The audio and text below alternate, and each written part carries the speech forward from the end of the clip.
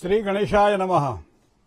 अतुलित बलधामम हेम शैलाभ देहम धनुजव कुशानम ज्ञानीनाम अग्रगण्यम सकल गुण निधानम वानराणाम अधीशम रघुपति प्रिय भक्तम वात जातम नमामि।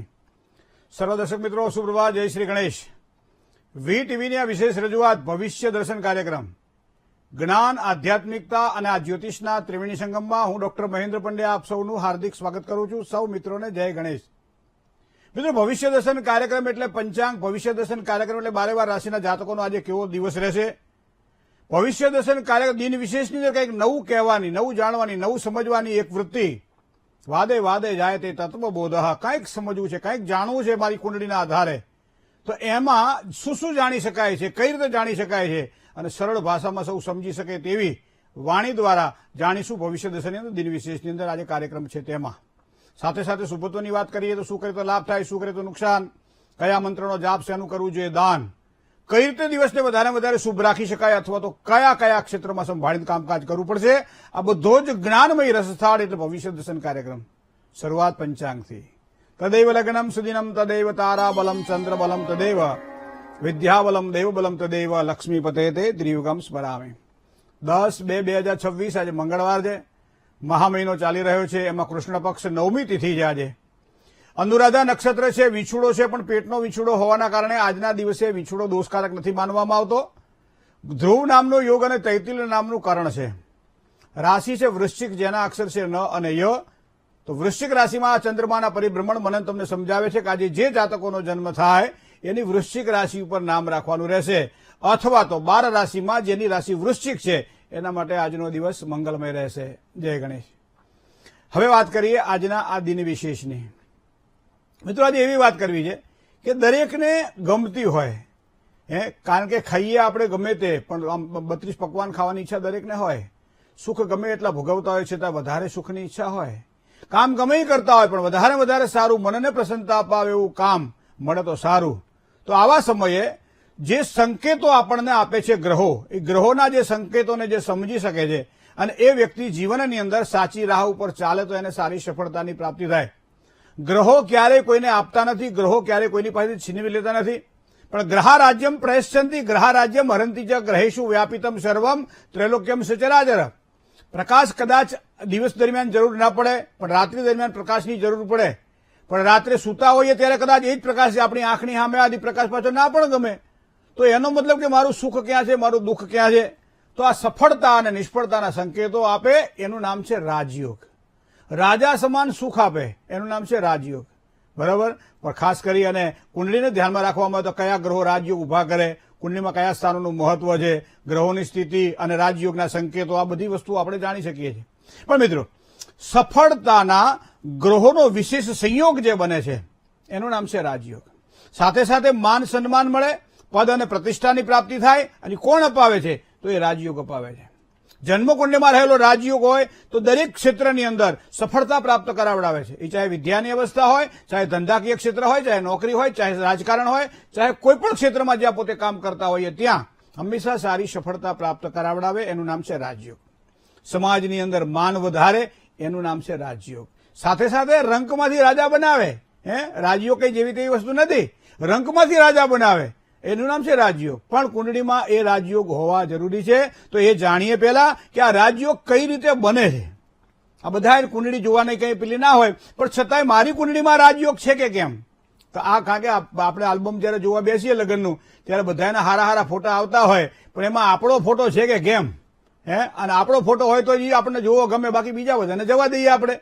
એ જ રીતે અહીંયા મારી કુંડળીમાં શું રાજયોગ બને છે, ચલો હું સરળ ભાષામાં સમજાવવા પ્રયત્ન કરું કે રાજયોગ કઈ રીતે થાય। તો પહેલા તો તમારી કુંડળીનું તમારે અધ્યયન કરવું પડે, તમારી કુંડળીનું થોડુંક નોલેજ તમારી પાસે હોવું જોઈએ કે આ 12 સ્થાન છે, 12 ખાનાઓ છે, 12 ખાનાની અંદર કેન્દ્ર છે, 12 ખાનામાં ત્રિકોણ છે, 12 ખાનામાં ખાડાના સ્થાન છે, 12 ખાનામાં ત્રિક સ્થાન છે, તો એની અંદર રહેલા ગ્રહો જે ઉપચાયિક જે ગ્રહો કહેવાય એવા ગ્રહો કઈ રીતે સારા પરિણામ આપી શકે, કેન્દ્રાધિપતિ ગ્રહો કેવા પરિણામ આપી શકે, બરોબર, ત્રિશળાય ગ્રહો કેવા પરિણામ આપી શકે, થોડું નોલેજ તો દરેક પાસે હોવું જરૂરી છે મિત્રો। અને એવો જ એક આપણે રાજયોગ વિશે જોઈએ તો રાજયોગ બને કઈ રીતે। તો પહેલા તો હું તમને કહું, આપણે 2 સમ અને વિષમ તો આપણને ખબર હોય ભણ્યા એટલે ચંદ્રમા અને સૂર્ય અને લગ્ન આ 3 ગ્રહોને 3 સ્થાનને વિશેષ પ્રાધાન્ય આપવામાં આવે રાજયોગની અંદર. એક જન્મ લગ્ન, જન્મ સમયે પૂર્વ દિશામાં ઉદિત થતી રાશિ જે છે એને જન્મ લગ્ન કહેવામાં આવે છે. અને જ્યારે આપણે જન્મ થયો હોય ત્યારે એ દિવસે સૂર્ય કયા નક્ષત્રમાં કઈ રાશિમાં હતો એના આધારે જોઈ શકાય છે. અને બીજું ચંદ્રમા, જેના આધારે આપણું નામ પડે છે. તો ચંદ્રમાના આધારે, તો મતલબ કે અહીંયા 3 વસ્તુ જોવાની હોય છે. એક લગ્ન જોવાનું હોય છે, એક સૂર્ય જોવાનો હોય છે અને એક ચંદ્ર જોવાનો હોય છે. આ 3 વસ્તુઓનું વિશેષ મહત્વ રાજયોગમાં માનવામાં આવે છે. હવે તમે જુઓ, તમારો દિવસ દિવસે થયો છે કે તમારો જન્મ દિવસે થયો છે કે તમારો જન્મ રાત્રે થયો છે. જો તમારો જન્મ રાત્રિએ થયો હોય તો એનું ગ્રહ બળ અલગ હોય. તમારો જન્મ દિવસે થયો તો એનું ગ્રહ બળ અલગ હોય. તો રાત્રિમાં જન્મ હોય અને એવા સમય લગ્ન, સૂર્ય અને ચંદ્રમા આ 3 સમ રાશિમાં હોય. સમ રાશિ એટલે આપણે 12 રાશિની અંદર માનો કે બીજી રાશિ ગણીએ, બીજી રાશિ આવે તો પછી ચોથી રાશિ આવે, ચોથી રાશિ આવે તો પછી છઠ્ઠી રાશિ આવે, વૃશ્ચિક આવે, મીન, મકર આવે, મીન આવે. આ બધી સમ રાશિઓ છે. રાત્રિ દરમિયાન જન્મ હોય અને એવા સમયે 3 એક લગ્ન, એક સૂર્ય અને એક ચંદ્ર જો આ પ્રમાણે સમ રાશિમાં હોય ત્યારે રાજયોગ જેવું પરિણામ મળે છે. ઘણા બધા યોગ છે કુંડળીમાં આવા, પણ આ યોગ મારા તમારા જીવનની અંદર કંઈક નવી ઉર્જા આપે છે, નવો સંચાર કરાવે છે. ન જાણ્યું જાનકી ના થઈ સવારે શું થવાનું છે, એ એમનેમ આપણને પ્રભાવ આપે છે. એ જ રીતે તમે જુઓ કે રાત્રિમાં જન્મ હોય તો એ પ્રમાણે દિવસમાં પણ જન્મ હોય. તો દિવસમાં જો જન્મ હોય તો એવા સમય વિષમ રાશિ આપણે કહીએ તો વિષમ રાશિમાં પહેલી રાશિ આવે એટલે મેષ રાશિ આવે. ત્યારબાદ વિષમ રાશિમાં મિથુન રાશિ, ત્રીજી રાશિ આવે, સિંહ રાશિ, તુલા રાશિ, ધન રાશિ, કુંભ રાશિ. આ બધી રાશિઓ બધી વિષમ રાશિ છે. તો એનો એકી બેકી આપણે કહીએ ને ગુજરાતમાં, એકી બેકી, એકી આવે તો આ બેકી આવે તો આ કુંડળીના આધારે જો સરળ રીતે સમજી શકીએ તો આવા પ્રમાણે ગ્રહોના આધારે આપણને સંકેત દેખાય છે. હવે ત્રીજી વસ્તુ એ છે કે ઘણા બધા એવા ગ્રહો કુંડળીમાં આપણને જોવા મળે છે જે આપણને રાજયોગ જેવા પરિણામ સારા પ્રાપ્ત કરાવડાવે છે. તો પ્રથમ તો જન્મ કુંડળીની અંદર શુભત્વને આપવાવાળા ગ્રહો કેટલા, તો એ પ્રમાણે ધ્યાન રાખવું. દરેક ગ્રહોને પોતાનું શુભત્વ હોય છે. રાહુને અશુભ ગણ માનીએ, પણ રાહુ જયારે મિથુન રાશિમાં આવે ત્યારે પછી શુભત્વને પ્રાપ્ત કરે છે. શનિ ન્યાયપ્રિય દેવ છે. શનિ દરેક પ્રકારે કાર્યમાં આપણને સફળતા અપાવે, નિષ્ફળતા અપાવે, શનિની પનોતી આવે. પણ આ જ શનિ જયારે ઉચ્ચની રાશિમાં એટલે કે તુલા રાશિમાં હોય ત્યારે સારા પરિણામ આપે. મકર કે વૃશ્ચિક, મકર કે મીન, કુંભ રાશિમાં હોય ત્યારે સારા પરિણામ આપે. તો દરેક ગ્રહો સારા પરિણામ પણ આપે છે, દરેક ગ્રહો ખરાબ પરિણામ આપે છે. પણ મૂળ વસ્તુ એ છે ક્યાં બેઠો છે. હું તો બહુ કાયમ પહેલાથી કહેતો આવું કે સેનાપતિ છે, ગમે એટલો બળવાન છે, બાહુબળ એનામાં ખૂબ જ છે, બુદ્ધિ એનામાં સારી છે, કામ કરવાની કુશળતા સારી, પણ આ સેનાપતિ ક્યાં શોભે તો કે રણ મેદાનની અંદર.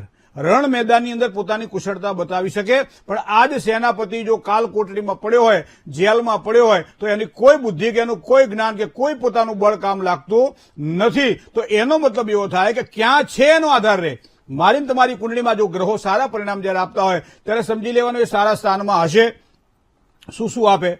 જે લોકો રાજકારણ સાથે સંકળાયેલા છે, ચાહે સરપંચથી માંડી અને મંત્રી સુધીની બાબતની વાત કરી શકાય, તો આવા સમયે રાજકારણમાં સંકળાયેલા વ્યક્તિઓને જનસમૂહ સાથે કામ લેવાનું હોય છે, માણસોના કામ કરવાના હોય છે, સેવા કરવાની હોય છે. તો આવા સમયે સેવાકીય પ્રવૃત્તિની અંદર રાજયોગ હોવો જરૂરી છે. તો આવા સમયે આગળ વધવું છે સામાન્ય રીતે. નાના અનુભવી અને નાના નાના કામો નથી કરવા, કંઈક મોટું થવું છે, શૂન્યમાંથી સર્જન કરવું છે. તો એવા સમયે રાજકીય સન્માનની સાથે સાથે એ વ્યક્તિ જ્યાં બેઠો હોય એનો પ્રભાવ પણ પથરાય. આ રાજયોગના કારણો આપણને ઘણી બધી વસ્તુ જોવા મળે છે. બીજી વસ્તુ તમને કહું, એક પ્રભાવશાળી પદની પ્રાપ્તિ થાય. અને પ્રભાવશાળી પદ મળે ને એટલે પ્રતિષ્ઠામાં વધારો થાય.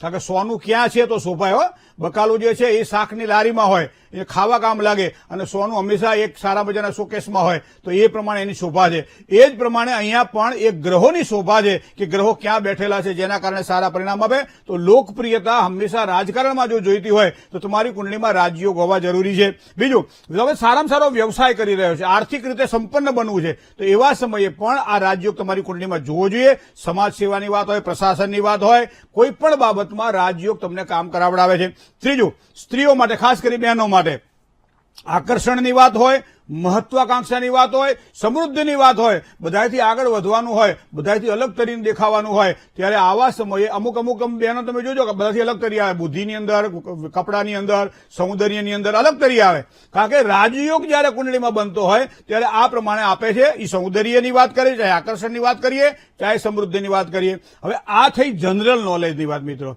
હવે આપણે થોડા ડીપમાં જઈએ.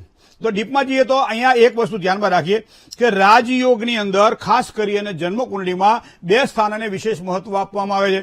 એક જે સ્થાન છે એ કેન્દ્રનું સ્થાન છે. જે કેન્દ્રનું સ્થાન છે 1, 4, 7 અને 10 જે કુંડળી જોતા હોય તેને ખબર હોય તો 1, 4, 7 અને 10ના સ્થાનને કેન્દ્ર કહેવામાં આવે છે. અને કેન્દ્રથી ત્રિકોણની વાત કરીએ તો લગ્નનું ત્રિકોણ 5મું અને 9મું છે. તો 5મું 9મું આ ત્રિકોણ સ્થાન છે. તો ત્રિકોણ સ્થાનના સ્વામી અને કેન્દ્રના સ્વામીને પ્રાધાન્ય આપવામાં આવે છે, એનું મહત્વ આપવામાં આવે છે. હવે તમે જુઓ, એક કેન્દ્ર ત્રિકોણના ગ્રહોની યુતિ પ્રતિયુતિ હોય ત્યારે સારા પરિણામ આપે, બરાબર છે. પણ એ ગ્રહો પણ મજબૂત હોવા જોઈએ. આ વસ્તુ ધ્યાનમાં રાખજો. કારણ કે હમણાં જ 2-4 દિવસ પહેલા એક ભાઈની કુંડળી જોવાની થઈ તો ભાગ્યસ્થાનનો માલિક અને કેન્દ્ર એટલે 10મા સ્થાનનો માલિક, આ બંને માલિક એક જ સ્થાનમાં બેઠા હતા. પણ એ કયું સ્થાન હતું ખબર? ત્રિક સ્થાન, ત્રીજું સ્થાન હતું. તો ત્રીજા સ્થાનમાં હતા એટલે પરિણામ નિર્બળ મળ્યું. અને નિર્બળ પરિણામ મળ્યું એટલે નોકરીની અંદર પોતાની બુદ્ધિનો ઉપયોગ કરી સારી પોસ્ટ તો પ્રાપ્ત થઈ, પણ પગાર એનો સીમિત થઈ ગયો. આવકનો જે ભાગ છે એ બંધાઈ ગયો. એના કારણે પોતાનો વ્યક્તિત્વ વ્યવસાય હું કરી શકીશ કે નહીં, આવો પ્રશ્ન એનો હતો.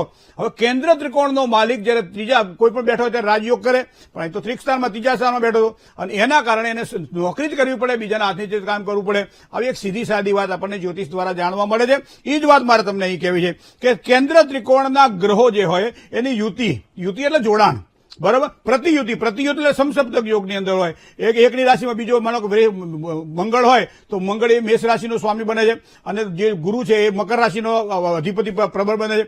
ગુરુ મંગળની રાશિમાં હોય તો આ પ્રમાણે યોગ જો હોય ત્યારે. બીજું, દરેક ગ્રહોને 3 દ્રષ્ટિ નથી હોતી, ખાલી 3 જ ગ્રહો એવા છે જેને 3 દ્રષ્ટિ હોય છે. દરેક ગ્રહોની 7મી દ્રષ્ટિ હોય છે. પણ જયારે ગુરુની વાત કરીએ ત્યારે 5મા અને 9મી વિશેષ દ્રષ્ટિ જોવા મળે છે. મંગળની વાત કરીએ તો 4થી અને 8મી વિશેષ દ્રષ્ટિ જોવા મળે છે. શનિની વાત કરીએ તો 3જી અને દ્રષ્ટિ વિશેષ જોવા મળે છે, 10મી દ્રષ્ટિ. તો આ પ્રમાણે ગ્રહોની દ્રષ્ટિ યુતિનો સંબંધ જયારે બનતો હોય ત્યારે તમારી કુંડલીમાં રાજયોગ બને. હવે રાજયોગ બને એટલે રાજા જેવું સુખ ભોગવે એવું જ, રાજા બને એવું નહીં, પણ રાજાની પાસે રહે તો એ રાજ સુખ ભોગવાય. સારું પાત્ર મળે, જીવનસાથી મળે સારી અને આનંદ ભોગવાય તો એ પણ મોટો રાજયોગ છે. તો આ પ્રમાણે કુંડલીને જો ધ્યાનમાં રાખવામાં આવે તો દ્રષ્ટિ સંબંધ હોય, પરિવર્તનના યોગ હોય અથવા સ્થાન પરિવર્તન થતું હોય ત્યારે સમજી લો આ રાજયોગ બનાવે છે. પણ મેં તમને કહ્યું ને કે બધા રાજયોગ સારા પરિણામ આપતા નથી. ક્યારેક અમુક પરિણામો ખરાબ પણ અનિષ્ટ જેને કહી શકાય એવા પરિણામ પણ આપે છે. ક્યારે બને? ગ્રહો જયારે પીડિત બનતા હોય ત્યારે. તો ગ્રહો મેં તમને કહ્યું ને એ પ્રમાણે પીડિત ક્યારે બને છે? તો દરેક રાશિમાં ગ્રહ ઉચ્ચત્વ પ્રાપ્ત કરે છે. દરેક રાશિમાં અધિમિત્ર બને છે, મિત્ર બને છે, સમ બને છે, શત્રુ બને છે, અધિશત્રુ બને છે અને નીચનો બને છે. આ 8 ભાગમાં ગ્રહોને વહેંચેલા છે. તો 8 ભાગની અંદર જો કનિષ્ઠ જો ગ્રહો હોય, માનો કે અધિશત્રુ છે તો પરિણામ ના આપે, નીચનો છે તો પરિણામ ના આપે, અસ્તંગત છે તો પરિણામ ના આપે, કોઈ ખરાબ ગ્રહો સાથે યુતિમાં છે તો પરિણામ ઓછા આપે. આ બધી વસ્તુને ધ્યાનમાં રાખવી પડે. 50 રૂપિયા તો મારી પાસે હોય પણ બાજુમાં ખિસ્સા કાતરું ઉભો હોય તો ક્યારે થામી જાય કઈ ખબર ના પડે આપણને. એ જ રીતે મારી તમારી કુંડળીમાં રહેલા આ ગ્રહો મને સૂચિત કરે છે કે આ પ્રમાણે રાજયોગ બને તો પણ ક્યારેક આ પરિણામ મળતા નથી હોતા. ઘણા બધા કહેતા હોય કુંડળી જોયા પછી કે મહારાજ અમારી કુંડળીમાં રાજયોગ છે પણ રાજા જેવું ફળ મળતું નથી. મેં કીધું તારે થવું છે શું? જે વસ્તુ શાંતિથી બપોરે જમી શકીએ, રાત્રે શાંતિથી ઊંઘી શકીએ, સારા કામકાજ કરી શકીએ, સારા મિત્રો હોય, સારો પરિવાર હોય, આપણને આનંદ થાય એવો વૈભવ હોય તો આનાથી વધારે શું જોઈએ રાજયોગની અંદર? જો મતલબ આ વસ્તુ જોવાની હોય કુંડળીને ધ્યાનમાં રાખીએ ત્યારે નીચ રાશિનો જયારે પડ્યો હોય ત્યારે અસ્તંગત બનેલો હોય ત્યારે શત્રુક્ષેત્રી બનેલો ગ્રહ આ પ્રમાણે કેન્દ્ર ત્રિકોણનો હોવા છતાંય પણ પરિણામ વિપરીત અસર કરાવડાવે છે. બીજી વાત તમને કહું, આ કુંડળીની વાત કરી, ઘણી વખત આપણે પંચાંગમાં જોઈએ, પંચાંગમાં પણ એમ કહેવાય છે કે આજે રાજયોગ છે. તો રાજયોગ શેમાં કામ લાગે? અલગ અલગ પ્રકારના યોગ, 6 પ્રકારના યોગો છે, એમાં રાજયોગ છે. હવે રાજયોગ જયારે કુંડળીમાં ક્યારે બને, ભાઈ પંચાંગમાં ક્યારે બને? તો અને બીજું શું કામ લાગે? કોઈ શાંતિક પૌષ્ટિક કર્મ તમારે કરવું છે, યજ્ઞ કરવો છે, તો યજ્ઞની અંદર અત્યારે તો આપણે ગમે તે કરી લઈએ બરાબર છે, પણ અગ્નિનું મુખ જોવું પડે. જે ગરધણીનું જે રાશિ છે એ રાશિના સ્વામી સાથે દિવસના ચંદ્રમાના રાશિની મિત્રતા છે કે શત્રુતા છે એ જોવી પડે અને ત્યારબાદ સારા મુહૂર્તો પંડિતો આપણને આપતા હોય છે. અને એ પ્રમાણે જો કુંડળીમાં રાજયોગ હોય બીજું કશું જ ના હોય પણ ખાલી રાજયોગ હોય તો પણ સારા પરિણામ આપણને મળે છે. તો શાંતિક પૌષ્ટિક કર્મ માટે હંમેશા રાજયોગ સારા પરિણામ પ્રાપ્ત કરાવડાવે છે. કોઈ સારા માંગલિક કામ કરવાના હોય, કોઈ સારા ધાર્મિક કામ કરવાના હોય તો પણ એમ કહે છે કે રાજયોગ કુંડળીમાં પંચાંગમાં હોય તો સારા પરિણામ આપે. હવે તમે જુઓ, આપણે તિથિઓ પ્રમાણે જોઈએ તો એમાં બીજ આવે, ત્રીજ આવે, સાતમ આવે, બારસ આવે અને પૂનમ આવે. આટલી તિથિઓ આપણે જોવી પડે. બીજ, ત્રીજ, સાતમ, બારસ અને પૂનમ. અને એ સમય દરમિયાન મંગળવાર આવતો હોય, બુધવાર આવતો હોય, શુક્રવાર આવતો હોય કે રવિવાર આવતો હોય તો આ સમયે રાજયોગ બને કુંડળીમાં. પણ પાછું નક્ષત્રનું બળ જોઈએ કારણ કે નક્ષત્રની અંદર પણ એમ કહેવાય છે કે ભરણી નક્ષત્ર, મૃગશિરા નક્ષત્ર, પુષ્ય, પૂર્વ ફાલ્ગુની, ચિત્રા, અનુરાધા, પૂર્વાષાઢા, ધનિષ્ઠા અને ઉત્તર ભાદ્રપદા નક્ષત્રો જો હોય, આ કોઈ પણ આટલા નક્ષત્રોમાંથી કોઈ પણ નક્ષત્ર જે દિવસે આવતું હોય અને એ દિવસે રાજયોગ બને છે. તો આ પ્રમાણે પંચાંગની અંદર પણ રાજયોગ જોઈ અને માણસો ઘણી વખત સારા કામ કરવાના હોય, માનો નોકરીમાં ઇન્ટરવ્યુ આપવા જવાનું છે અને એવા સમયે જો કુંડળીમાં જે પંચાંગમાં રાજયોગ હોય દિવસે તો મુહૂર્ત સારું કહેવાય, તમે ઇન્ટરવ્યુ આપી શકો છો. કોઈ પણ જગ્યાએ નવી નોકરીની શરૂઆત કરવાની હોય, પહેલો દિવસ ત્યાં જવાનું હોય, તો એવા સમયે પ્રથમ કયા દિવસને પાસ કરવો, તો કે આ પ્રમાણે રાજયોગ આવતો હોય. ખાસ કરી સરકારી ખાતાની અંદર જયારે નોકરીમાં ભરતી થવાની હોય ત્યારે, અથવા તો નોકરીમાં લાગવાનું હોય ત્યારે, રાજકારણ અથવા કોઈ પણ જગ્યાએ ફોર્મ ભરવાની વાત આવતી હોય ત્યારે ફોર્મ ભરવાનું હોય ત્યારે, આ બધી બાબતોમાં આ જે કહેવાય કે શરૂઆત જેની હારી થાય ને એક ડગલું સાચું મંડાય એટલે સમજી લો હળવળ બધા ડગલા સાચા મંગાય. સૂરની જેમ આપણે હાર્મોનિયમ લઈને બેહીએ ને એટલે એક સૂર જો સાચો વાગે તો બાકીના બધા સૂર સાચા વાગે, પણ એક સૂર જો ખોટો વાગે તો બધા સૂર ખોટા વાગે. એ જ પ્રમાણે પંચાંગની અંદર પણ જો રાજયોગ હોય અને એવા સમયે કોઈ પણ સારું કામકાજ કરી લઈએ, ચાહે વાવેતરનું કામ હોય, ચાહે કોઈ પણ પ્રકારના પારિવારિક જીવનનું કામ હોય, ધન સંપત્તિનું કામ હોય, કોઈ પણ બાબતનું કામ હોય મિત્રો, ત્યારે હંમેશા આ વસ્તુને ધ્યાનમાં રાખજો કે કોઈ પણ સત્તા સંભાળવાની હોય ત્યારે જો પંચાંગમાં રાજયોગ બનતો હોય, આમ તો વિપરીત રાજયોગ પણ છે પાછા હોય, એની ચર્ચા પણ આપણે ક્યારે કરીશું, પણ મિત્રો રાજયોગ જેની કુંડળીમાં આ પ્રમાણે કુંડળીના યોગો બનતા હોય ત્યારે નિર્માણ થાય ત્યારે એ વ્યક્તિ રાજા જેવું સુખ ભોગવે છે, મતલબ કે વૈભવશાળી પોતાના સુખ ભોગવી અને શૂન્યમાંથી સર્જન કરવાવાળો બને છે. જય ગણેશ. મેષથી માંડી અને મીન રાશિ સુધીના જાતકોની વાત કરીએ, પણ એ પહેલા એક નાનકડો